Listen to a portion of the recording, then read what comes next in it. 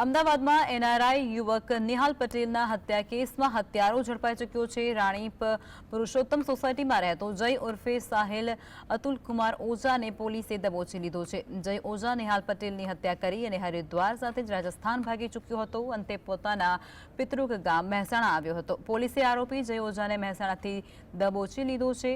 કામા hotel પાસે જાહેર road પર નિહાલ પર જય ઓઝાએ ચપ્પુ વડે હુમલો કર્યો હતો। ત્યારે ઉલ્લેખનીય છે કે નિહાલ પટેલ અને જય ઓઝા બંને મિત્રો હતા। બંને વચ્ચે કોઈ મુદ્દે બોલાચાલી થતાની સાથે જ હત્યારા જયે ઉશ્કેરાઈ જઈ અને નિહાલ પર હુમલો કર્યો હતો।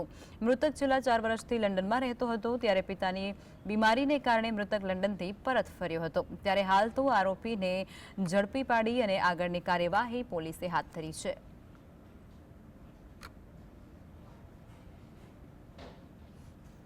જે નિહાલ જે મરણ જનાર છે તે અને જય શાહ ઓઝા એ બંને અગાઉના મિત્રો હતા અને જે નિહાલ છે એમની વચ્ચે બોલાચાલીમાં જે જય ઓઝાના મધર વિશે નિહાલનું સ્ટેટમેન્ટ આવેલ અને એ સ્ટેટમેન્ટના આધારે અને એને લાગી આવતા એણે એની ઉપર હુમલો કરેલ અને જે નિહાલ પટેલ એ હુમલામાં